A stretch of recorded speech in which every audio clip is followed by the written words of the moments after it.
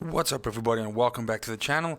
Today we're going to be discussing plunder loadouts. So I know that there's tons of content out there for the different loadouts that you can use in Battle Royale, but if you're like me and you enjoy the finer things in life, then you might be wondering if the same loadouts that you're using in Battle Royale work for plunder. And yes, of course they do, and vice versa in some cases. Or are there some changes that you can make and some different ways in which you can build your loadout that'll allow you to have a little bit more success in plunder? Now, the answer to that question is most definitely. And I think the most important thing, first and foremost, is that we discuss what exactly your strategy is for in a plunder game. Now, personally, I think that there's three different, roles that you can play, or three different things that you could be looking to accomplish in a plunder game. Now, I personally, myself, the way that I usually play it is I play an area denial kind of way of playing, which is the third type that we'll talk about. But basically meaning that I pick a certain area of the map where I want to be situated and then engage people as they come into that area. So I don't really play the objective at all. But let's start it off correctly and let's talk about the three different roles. So in my opinion, the three things you could be trying to do when you go play a plunder is, first of all, you could be actually trying to play the objective, and that is to get the most amount of money, and then to basically win because you have the most amount of money, giving you a plunder win. Because you can't win by kills or by KD or anything like that in plunder, so you have to be the team or the person, if you're playing solo, that has the most money. So that's type number one. Type number two is you could just be looking to level up guns, meaning like you want to get as many kills as possible, and at the same time you just want to get into gunfights. So this would be my type two, meaning you pick a certain area of the map and you just want to scrap, you just want to get into gunfights. Now usually this is storage town, so a lot of the times you see a lot of players sort of accumulate in that area and they keep dropping in that area, and that's because you have guys that are trying to get high kill games, or basically just trying to kill as many people as possible. Don't matter how many times they die, because they're just trying to get as much XP as possible onto their guns. So that's type number two. And then lastly, type number three, which as I mentioned earlier, which I conform to, is that I generally play plunder in the way of like, yes, I do want to get kills and I do obviously want to win eventually, but it's more a case of picking an area that I, at the beginning of the map, think will see a lot of traffic, see a lot of people coming by, sort of like the place where I think the most people will congregate, given how the plane flew and people jumped out and that sort of thing. And a lot of the times you can kind of guess this by seeing how the players flow around the map, and let's be honest, most of the time it tends to be around storage town in any case, near the end of the map. And then what I'd like to do is I like to plant myself in one of the areas around this, so either, for instance, superstores, apartments in front of it, or the apartment buildings around by the pool side, by storage town, or even on the airport's roof, for instance, by overlooking storage town. So that would be the third type. Now, if we go into the loadouts, because I'll have a loadout for each one of these and just basically discussing some strategy behind each one of them. If we go into the first option, which, like I said, is the money race, is actually trying to play the objective. So let's call this, let's just call this the aggressive archetype. So basically you're trying to play the objective, trying to get as much money as possible. Now, two very important things when you're playing this role, when you're trying to do this, is one, whether you are playing solo, and whether you're playing part of a team, because that makes a huge difference. And then secondly, the other thing is whether you actually want to actively avoid gunfights, or if you want to be able to get into fights if people do come looking for you, because eventually you will be someone that has the most money and you'll get players that'll actually come to you with a helicopter or something like that trying to chase you down. So those two factors play in a lot here. But the specifically the two builds which I have that I generally play with this, and this is a fluid situation. I change this up, let's say every couple of maybe weeks is too long, but I wouldn't say that I change with the meta, but it's more just a way of like how I play the specific position.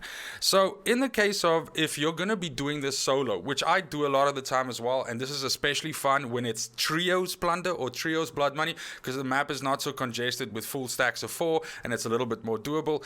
The loadout that I like for this is the FFAR and an RPG. Now, Simply put, the reasons here, if we just quickly go through the perks, Cold-Blooded is the fact that you don't get seen by the helicopters, which spawn at 2 times during the match, about halfway through the Plunder match and right at the end of the Plunder match. These give away your position, of course, when they hover across and they shoot, and generally when you're trying to cross an area and they hit you with fire, that's more things that are damaging you, so that's just not a good thing. The other thing that Cold-Blooded also does is it makes you invisible to, electronics, scope specifically, not infrared, but you know what I mean, by different kinds of scopes that pick you up. So this also doesn't work when you have this equipped, but that's not really a problem anymore because nobody uses that, so who gives a shit.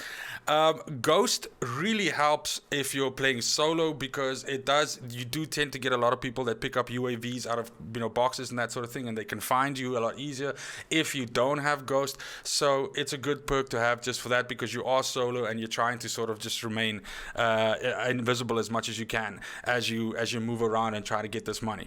It does also allow you to engage guys very effectively, because the point is that because you have a silence on your gun which doesn't reveal when you fire, and because you have Ghost which doesn't reveal you with UAV and things like that, you're really able to move around in between squads, even picking them apart, and mostly you're able to win those gunfights, those trades.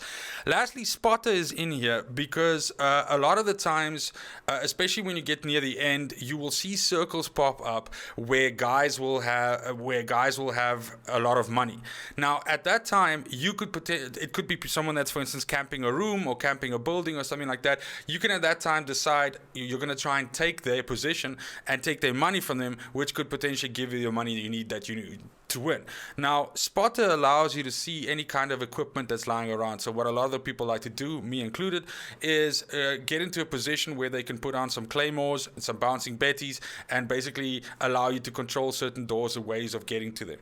This will allow you to hack that, of course, and eliminate that advantage that they have, and a lot of the times can actually cause quite a bit of confusion and maybe even get a kill or two if you can hack like a bouncing betty or claymore and actually force them to run across it. This works especially well in things like the apartment buildings that I mentioned near Storage Town, and for instance the ones near the fire station and the pool, also on the other side of Storage Town, or basically just anywhere where somebody can come up with a zip line or come fucking jumping through a window or come through a door or anything like that. So you can get very creative with this. The reason why I took RPG is, again, sometimes you have someone stuck in something, so an RPG you can fire through a window or something like that and can dislodge someone. Sometimes people also try and push you with a car, and this takes care of that, right away. The FFAR is my primary in this case, because the way that I build it, it allows you to use it in a short range fighting engagement, almost like a submachine gun, but also something a little bit more medium range, allowing you to pick off guys a little bit further. Now, needless to say, you're not gonna pick off guys at 200 meters with this, unless you're like a really sweaty bastard. But that being said, this is a good compromise in terms of distance and being able to do that. The FFAR is a really good weapon in general, so if you learn to play it right, it can really treat you good. The 5 attachments here are the standard for this kind of very mobile FFAR. So it's the agency suppressor, the 19.5 task force barrel, the Raider stock, which is giving you a lot of that movement and being able to essentially use it like a submachine gun, the 50 round fast mag, which you need the extra rounds, and you need to be able to reload quickly, and lastly the field agent grip, which just gets you a lot of recoil reduction there. That's basically it. Now, as I've mentioned, this build here is really good for if you're playing the objective but you're solo. Now, let's imagine a situation where you are doing the same thing. You're playing the objective, so we're still with the first type, but you're playing in a team situation. Now here, Ghost, first of all, just looking at the perks, they're exactly the same except for Ghost. Ghost is out here because, generally speaking, that would expect of all two the other people you're playing with, or all three the other people getting you to a trios or quads, to also be using a Ghost for the whole team to be invisible. But at the same time as well, maybe even if you're splitting up and dividing and conquer different areas, generally speaking, there are going to be times that you're going to join up, and then that's kind of going to be like a dead perk to you because they can do things to give your position away. So I just found that being able to bring 2 guns into this is a better situation for me. Also, the other thing is, since you're in a team situation, you can have a situation where you can get dropped and your teammate will be nearby in the area, and so when you spawn up in the sky, you can reinsert into the same place and basically engage the people there, the ones that had just killed you. In this case, it helps you to have something that's like a short range, really lethal option that can clear guys out right in front of you. But then what you also do want is you want a gun that you can roam with and that you can cover an area with. So let's say, for instance, you're on the top of a building, you see guys coming in from afar, and in this case the Amex really does this very well. So just quickly running through, that's not the right button, running through each one of these here. When it comes to the shotgun itself, this is the Gallo 12, of course. I have the agency choke on there, the reinforced heavy giving me a lot more fire rate. We have the steady aim laser giving you good hip fire accuracy. We have the SAS combat stock reducing your hip fire accuracy a little bit, but again giving you that very flexible movement speed, almost like having a submachine gun. You're just able to just whip around corners and use the gun. It's a very fast movement profile.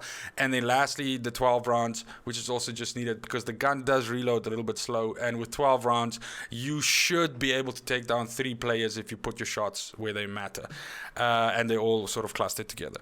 When it comes to the Amex itself, again, wrong button, this is a beautiful gun. I've always loved the Amex. I've used it so much in the past, and it just always rings true. But this is the cookie cutter Amex build for medium to, let's say, mid-long engagements, and that's the mono suppressor, the XRK Zodiac S440, the VLK 3 times, which is that's the thing that makes this work, the Ranger 4 and the 45 round max. This thing allows you to fucking beam motherfuckers down at like 120, 140 meters while they're coming out of the sky, something like that, and it's got such a good cycle rate on the bullets, everything like that. It's just an all-around fucking powerhouse. That's it then. Those are the 2 that I would suggest for whether you're solo or whether you're team and you're playing the objective. One last thing is I use Semtex on both builds. Again, your primary or your lethals is mostly about dislodging people that are in an area that you can't get into, or that are in a building, so you lob it through the window or something like that. Or in the case of, let's say, downing someone and you're suspecting like someone's going to come and, pull them up or something like that, is you just go ahead and put the Semtex down on top of them, and that'll take care of that. Okay, so that was the 2 builds that I had for the first type, and basically a lot of theory behind that. Now, as I mentioned, the second type would be sort of like a kill chasing kind of build, and a lot of the times this would involve you taking a gun that if you're looking to build experience quickly, you would obviously be not taking the gun that I'm going to show you now. You take the gun that you'd actually want to level up, or in the case of you actually just wanting to rack up a shitload of kills, then I can highly recommend the gun that I'm going to show here.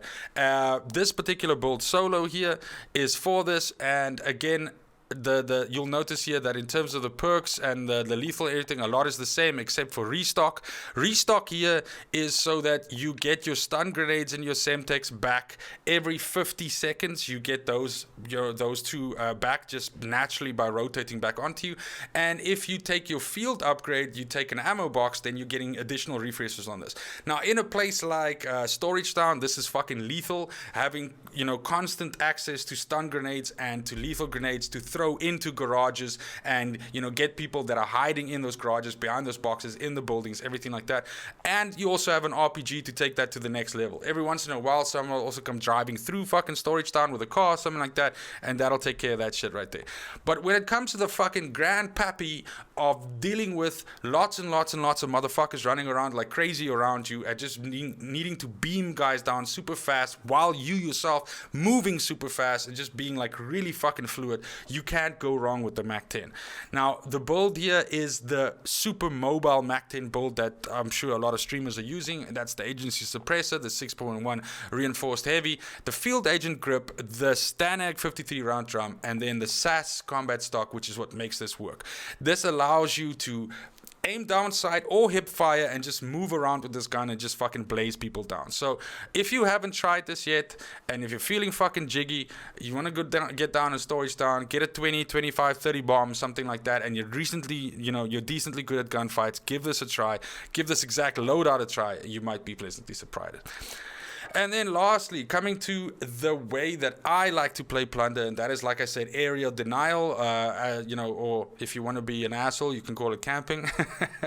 But taking a specific part of the map, as I've mentioned before, downtown, the skyscraper, airport tower, airport top, the building, the apartment buildings all around storage town.